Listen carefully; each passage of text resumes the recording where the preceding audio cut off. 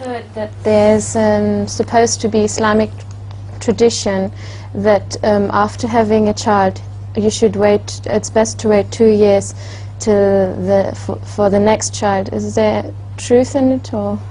I think altogether it is inferred from some verses of the Holy Quran that the difference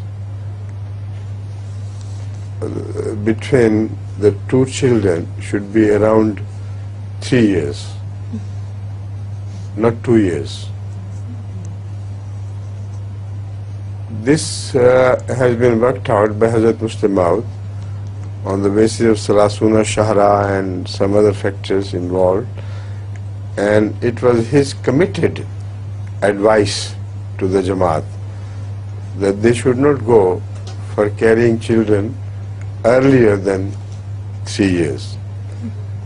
But he at the same time made it clear that it is not forbidden, it's advisable.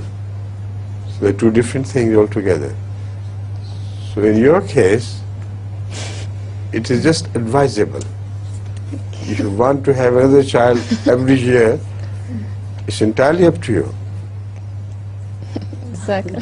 See?